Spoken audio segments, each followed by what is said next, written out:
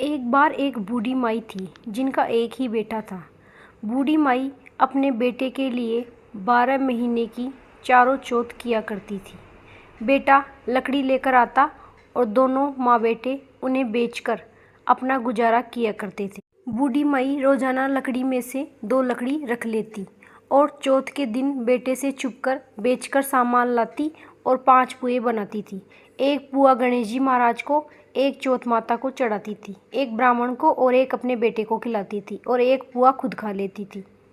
एक बार चौथ का दिन था तो बेटा अपनी पड़ोसन के घर गया। वहाँ वह पुए बना रही थी तो उसने पूछा, आज क्या है जो पुए बना रखे हैं? पड़ोसन बोली, मैंने तो आज ही बनाए हैं, पर तेरी माँ तो चारों चौथ को पुए बनाती है। उसने जाकर अपनी माँ से पूछा कि माँ, तू रोज़ पुए बनाती है, मैं इतनी मेहनत से कमाता हूँ।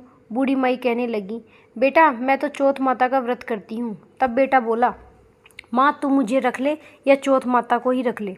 बूढ़ी माई बोली, मैं तो तेरे लिए ही चौथ का व्रत रखती हूँ, इसलिए मैं तुझे छोड़ सकती हूँ, पर चौथ माता को नहीं।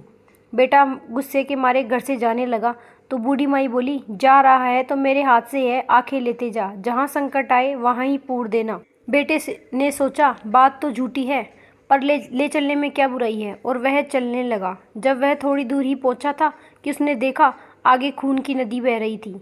कहीं से भी रास्ता नहीं मिला तो आंखें पोर कर बोला कि हे चौथ माता, अगर तू सच्ची है तो मुझे रास्ता मिल जाए।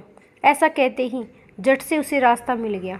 आगे गया तो घनघोर अंधेरा था, उजाड़ फैला हुआ था। उसने मन में सोचा कि मुझे शेर बगेरे खा जाएंगे, इसलिए वह आँखें पूर कर फिर बोला, चौथ माता मुझे रास्ता मिल जाए। तो तब चौथ माता की कृपा से उसे जल्दी से रास्ता मिल गया।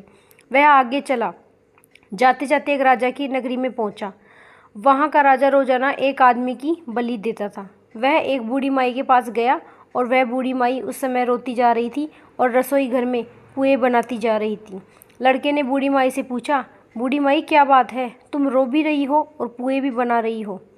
बूढ़ी माई ने उत्तर दिया कि मेरे एक ही बेटा है जिसकी कल राजा बलि देने वाले हैं, मैं उसी के लिए पुए बना रही हूँ।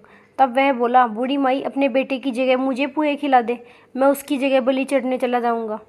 बूढ़ी माई ने कहा कि मैं दूसरे के बेटे को कैसे भेज सकती हूँ, लेकिन वह नहीं माना तो बूढ़ी माई ने उसको पुए खिला दिए। अगले दिन जब राजा का संदेश मिला तो बूढ़ी माई ने सोचा कि मैं कैसे दूसरे के बेटे को बलि चढ़ने के लिए भेज सकती हूँ, मैं ऐसा नहीं कर सकती। लेकिन बाहर का शोरगुल सुनकर बूढ़ी माई का वह बेटा जाग गया और राजा के आदमियों के साथ चला गया। वहाँ पर मटके पकाने वाले आवाज़, जिसमें कुम्हार मटकों को पकाता है, बना हुआ था, जिसमें किसी इंसान की बलि देने के बाद ही उसमें आवा पकता था। राजा के आदमियों ने मिलकर उस लड़के को आवा में चुन दिया और वह आँखा पूर कर आवा में बैठ गया। पहले तो आवा पकने में कई कई दिन लग जाते थे, लेकिन इस बार एक ही दिन में आवा पक गया और मिट्टी के घड़े सोने चांदी के बन गए। तभी वहाँ पर एक औरत झाड़ू लगाने आई। झाड़ू लगाते हुए झाड़ू में से एक कंकड़ उछलकर उन बर्तनों में जा टकराया। बर्तनों में से टन की आवाज़ आई तो उस औरत ने जाकर राजा को बताया कि महाराज, आवा तो पक गया। राजा सोचने लगा कि आवा तो कई कई दिन में पकता है, आज एक ही दिन में कैसे पक। वहाँ पर जब जाकर देखा तो मिट्टी के मटकों की जगह हीरे मोती और सोने चांदी के कलश हो गए थे और अंदर से आवाज़ आई कि धीरे से उतारो, अंदर आदमी है। आवाज़ को सुनकर राजा के आदमी डर गए कि अंदर कौन सा भूत प्रेत आ गया। फिर वह बोला कि डरो मत, मैं तो सिर्फ एक आदमी हूँ जिसको तुमने आवा के अंदर चुना था। आदमियों ने जाग कर देखा तो अंदर तो आग और राख की जगह पर हरे भरे जवारे उग रहे थे।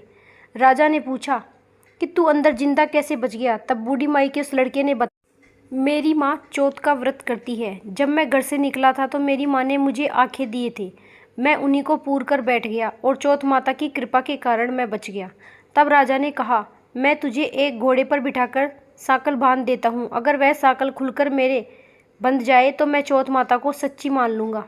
तब बूढ़ी माई का वह बेटा आंखें पूर कर बैठ गया और चौथ माता से सच्चे मन से कहने लगा कि हे चौथ माता, अब तो तुम ही मेरी लाज बचाना। तब सांकल खुलकर राजा के हाथों में बंध गई। राजा ने फिर अपनी पुत्री का विवाह उस लड़के से कर दिया और बहुत सारा धन उपहार देकर विदा कर दिया। पड़ोसन ने बूढ़ी माई के बेटे को आते देख लिया था तो वह बूढ़ी माई के पास जाकर बोली कि बूढ़ी माई तेरे तो बेटा बहू आए हैं, जब बूढ़ी माई ने छत पर चढ़कर देखा तो सच में बेटे बहू आ रहे थे। फिर तो बूढ़ी माई ने बहुत धूमधाम से अपने बेटा बहू का स्वागत किया। हे चौथ माता, जैसे आपने बूढ़ी माई और उसके बेटे पर कृपा करी वैसे सब पर करना। भादवा की चौथ माता की कहानी कहने वाले को, सुनने वाले को और हुंकारा भरने वाले को, उन सभी परिवार वालों पर आप अपनी कृपा बनाए रखना। गणेश विधायक की कहानी। एक बुढ़िया माई थी, मिट्टी के गणेश जी की पूजा करती थी। रोज बनाए रोज गल जाए। एक सेठ का मकान बन रहा था। बुढ़िया बोली, पत्थर का गणेश बना दो। मिस्त्री बोले, जितने हम तेरा पत्थर का गणेश गढ़ेंगे उतने में तुम दीवार चिन देंगे। बुढ़िया बोली, राम करे तेरी दीवार टेढ़ी हो जाए। जब उनकी दीवार टेढ़ी हो गई, वो चिने और ढावे, चिने और ढावे, इस तरह करते करते शाम हो गई। शाम को सेठ आया, उसने कहा, आज कुछ भी नहीं बचा। वो कहने लगी, एक बुढ़िया आई थी, वे कह रही थी मेरा पत्थर का गणेश गढ़ दो। हमने नहीं गढ़ा तो उसने कहा दीवार टेढ़ी हो जाए। तब से दीवार सीधी नहीं बन रही, बनते बनते टेढ़ी हो जाती है। सेठ ने बुढ़िया बुलवाई। सेठ ने कहा, हम तेरे सोने का गणेश गढ़ देंगे, हमारी दीवार सीधी कर दो। सेठ ने बुढ़िया का सोने का गणेश गढ़ दिया। सेठ की दीवार सीधी हो गई। जैसे सेठ की दीवार सीधी हो गई वैसे सबकी करना। कहते हुए, सुनते हुए, हुकारा बढ़ते हुए सबकी करना। यह थी हमारी छोटी सी आज की कहानी। अगर आपको अच्छी लगी है तो चैनल को लाइक, सब्सक्राइब, कमेंट में जय माता दी जरूर लिखिएगा। राधे राधे।